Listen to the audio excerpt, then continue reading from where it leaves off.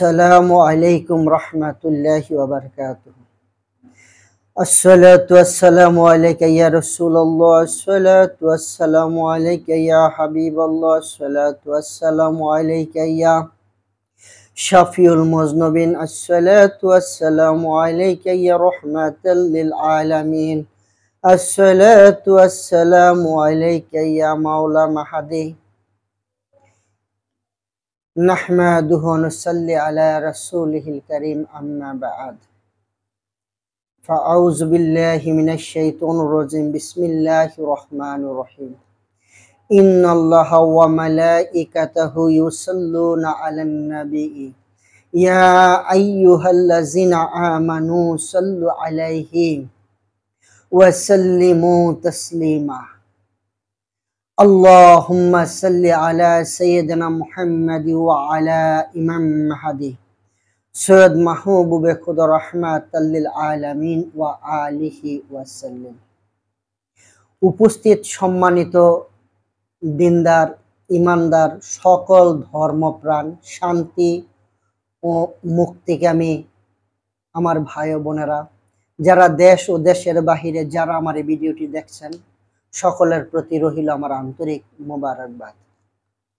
আমি আবার আপনাদের মাঝে শান্তি ও মানব মুক্তির তরী মোহাম্মদী ইসলাম নিয়ে আরেকটি নতুন ভিডিও আপনাদের মাঝে নিয়ে হাজির হয়েছি। আজকের ভিডিওর বিষয়বস্তু হয়েছে আল্লাহ রাব্বুল আলামিনের পক্ষ হইতে দয়াল রাসূল সাল্লাল্লাহু আলাইহি ওয়াসাল্লামের উপর নির্দেশ। কি? নারীদের পর্দা ও বায়াতের নির্দেশ। নারীদের পর্দা ও বায়াতের নির্দেশ। আমার প্রিয় শান্তিকামী মুক্তিকামী ভাই ও বোনেরা, আমি আজকে আপনাদের মাঝে পর্যালোচনা করব দুটি সাবজেক্ট নিয়ে। প্রথম সাবজেক্ট বায়াতের উপর, যে নারীদেরকেও আল্লাহ রাব্বুল আলামিন বায়াতের নির্দেশ দিয়েছেন দয়াল রাসূল সাল্লাল্লাহু আলাইহি ওয়াসাল্লামকে। সূরা মুমতাহিনা, সূরা আল মুমতাহিনা আয়াত 12। সূরা আল মুমতাহিনা আয়াত 12, আল্লাহ রাব্বুল আলামিন বলেন, হে আমার হাবিব, আপনি মুমিন নারীরা যখন আপনার নিকট আনুগত্য তথা বায়াত গ্রহণের জন্য আসে, তাদেরকে কিছু শর্তের সাপেক্ষে তাদের বায়াত বা আনুগত্য গ্রহণ করুন। তাদের জন্য আল্লাহর কাছে ক্ষমা প্রার্থনা করুন। আল্লাহ তো ক্ষমাশীল, পরম দয়ালু। আমার প্রিয় শান্তিকামী মুক্তিকামী ভাই বোনেরা, তাহলে আল্লাহ রাব্বুল আলামিন দয়াল রাসূল সাল্লাল্লাহু আলাইহি ওয়াসাল্লামকে নির্দেশ করেছেন, যখন কোনো মুমিন নারীরা আপনার কাছে আসে, কিছু শর্ত সাপেক্ষে তাদের উপর কিছু শর্ত দিয়ে তাদেরকে বায়াত গ্রহণ করুন। আপনি তাদেরকে বায়াত কবুল করুন, তাদেরকে বায়াত করে নিন, আনুগত্য, তাদের আনুগত্য আপনি স্বীকার করে নিন এবং তাদের জন্য আমার কাছে দোয়া প্রার্থনা করুন।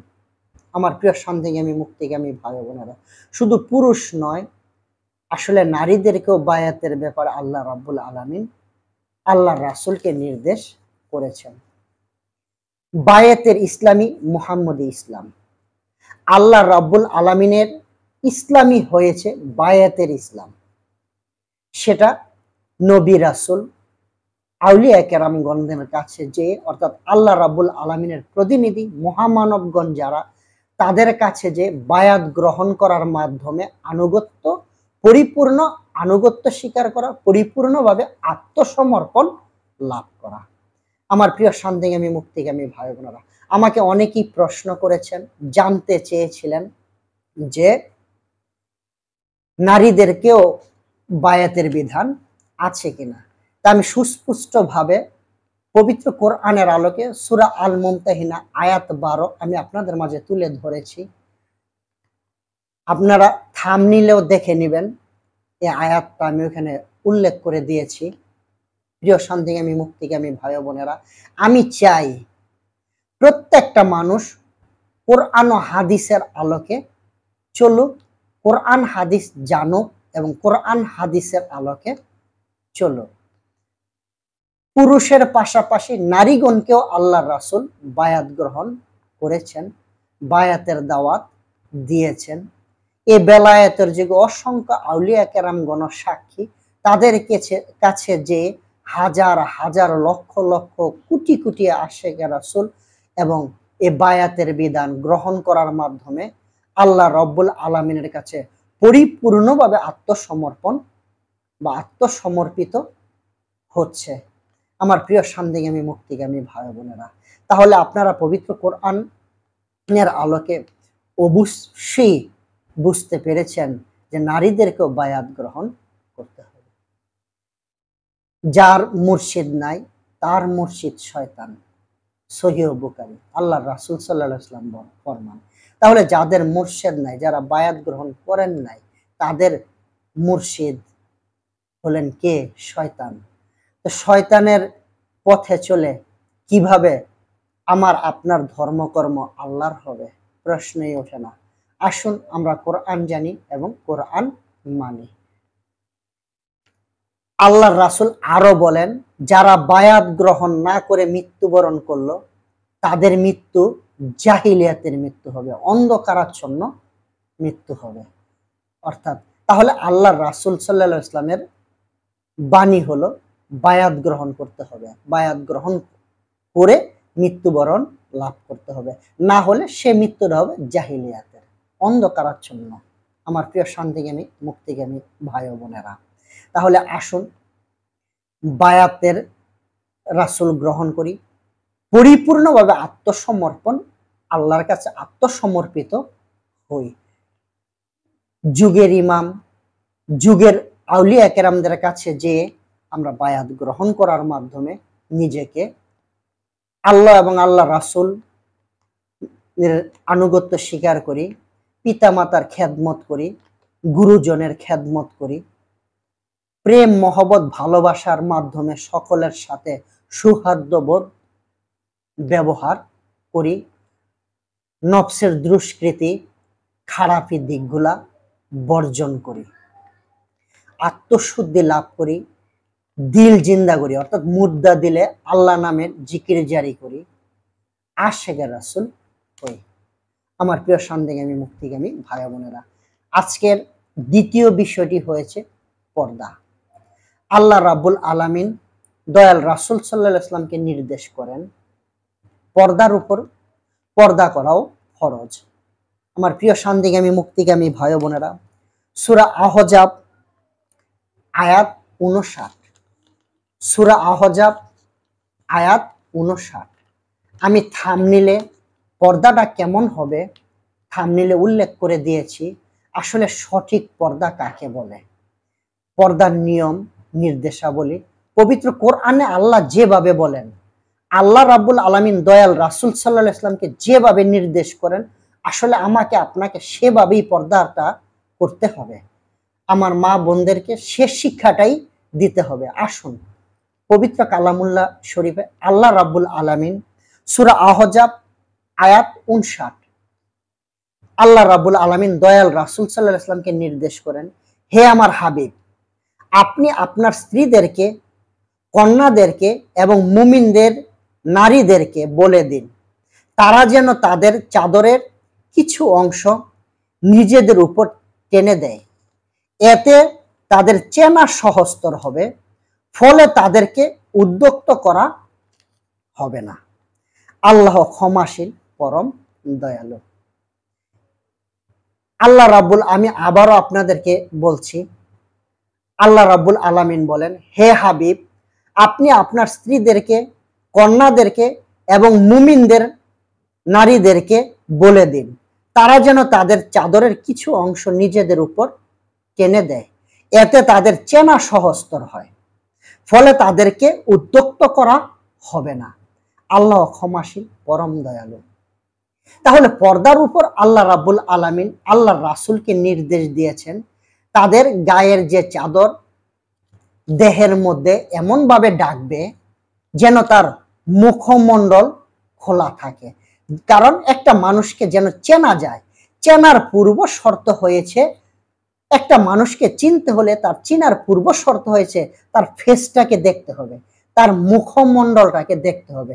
যদি মুখমণ্ডলটাকে দেখা যায় তাহলে ও মানুষটাকে চেনা যায়, উনি কে, উনি কার বোন, কার স্ত্রী, কার মা, আমার প্রিয় শান্তিগামী মুক্তিগামী ভাই বোনেরা, আল্লাহ রাব্বুল আলামিন দয়াল রাসূলকে স্পষ্টভাবে এই সূরা আহজাবের ৫৬ নম্বর আয়াত দিয়ে নির্দেশ দিয়েছেন যে তারা এমন ভাবে যেন পর্দা করে যে পর্দার মাধ্যমে তাদেরকে চেনা যায়। চিনা হলো শর্ত। আমার প্রিয় শান্তিগামী মুক্তিগামী ভাই বোনেরা, তাহলে যদি চিনার পূর্ব শর্ত হয়েছে মুখমণ্ডল খুলে রাখা, যাতে মুখ দেখলে চিনা যায় সে কার বোন, কার স্ত্রী, কার মা। আমার প্রিয় শান্তিগামী মুক্তিগামী ভাই বোনেরা, আমরা সমাজে কথাকথিত নিয়মে যে বোরখা বা যে পর্দা দেখতে পাই, আসলে এই আয়াতের সাথে মিল পাওয়া যাচ্ছে না। আমার প্রিয় শান্তিগামী মুক্তিগামী ভাই বোনেরা, এটা হলো ইজমা কিয়াস। ইজমা কিয়াস কোনো কোরআন নয়, কোনো হাদিস নয়।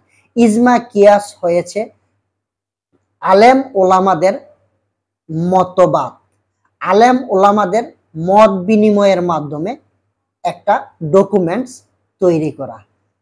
আমার প্রিয় শান্তিগামী মুক্তিগামী ভাই বোনেরা, ইজমা কিয়াস মানুষের তৈরি, তাই মানুষের তৈরি সঠিক হতে পারে না। আল্লাহ এবং আল্লাহর রাসূলের বিধানের চাইতে ইজমা কিয়াস বড় হইতে পারে না। আমার প্রিয় শান্তিগামী মুক্তিগামী ভাই বোনেরা, মানুষের বানানো কোনো মতবাদ, মানুষের বানানো কোনো নির্দেশ, ডকুমেন্টস, সেটা তাদের মন মতো হতে পারে। কেননা সুযোগ সুবিধা ভোগ করার জন্যে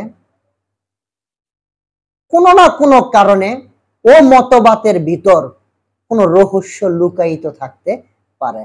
আমার প্রিয় শান্তিগামী মুক্তিগামী ভাই বোনেরা, আমরা ইউটিউব, ফেসবুক, পত্র পত্রিকা তালাশ করলে বিভিন্ন সময়ে বহু ঘটনা ঘটেছে।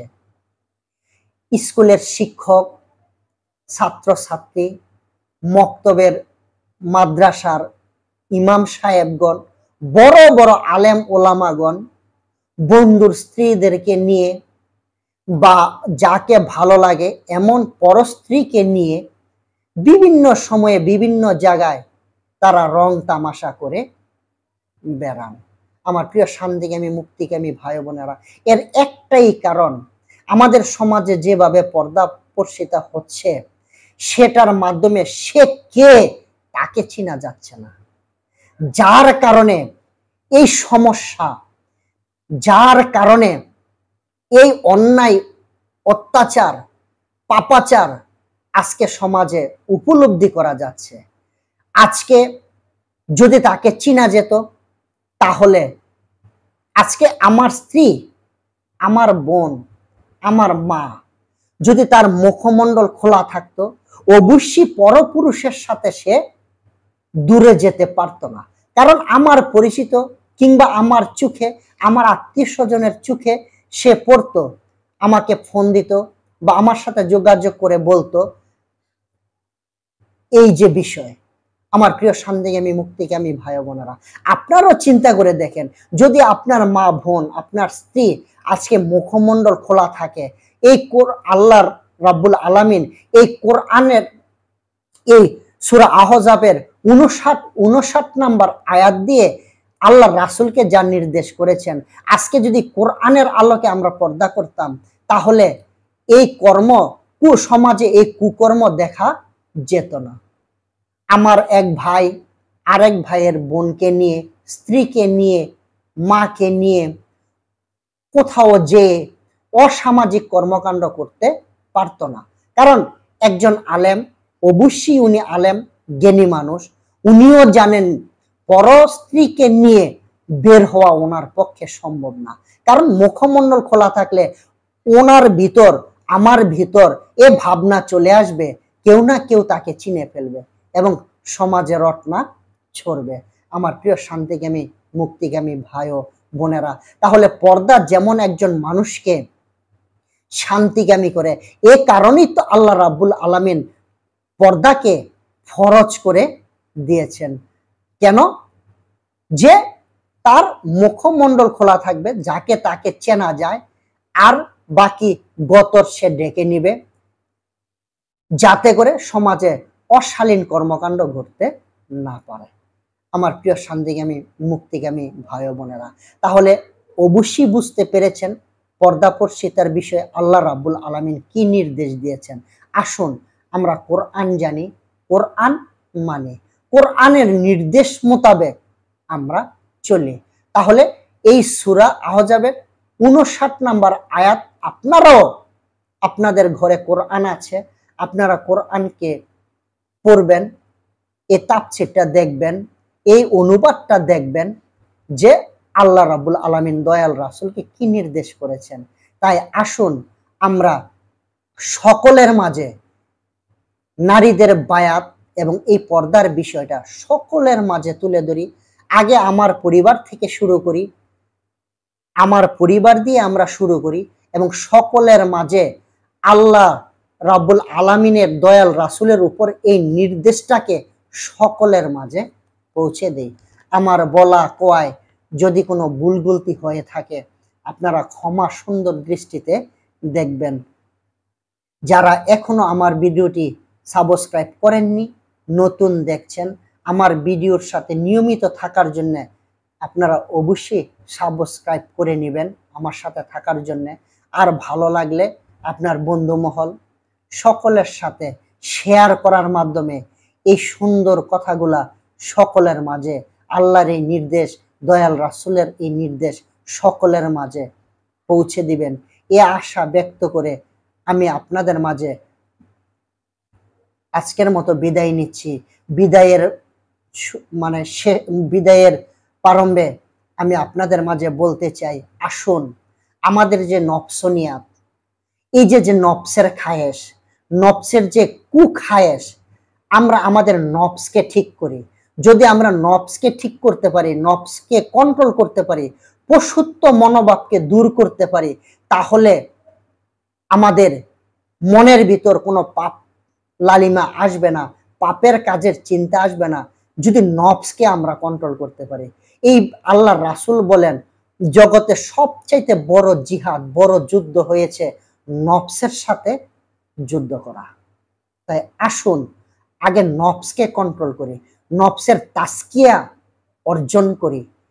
এই কুরিপু, কুস্বভাব, কুমনোভাব কে যদি আমরা দূর করতে পারি তাহলেই আমরা পাপ থেকে বিরত থাকতে পারবো। এ বলে আমি আমার সংক্ষিপ্ত আলোচনা আজকের মতো এখানেই শেষ করছি। আসসালামু আলাইকুম রাহমাতুল্লাহি ওয়া বারাকাতুহু।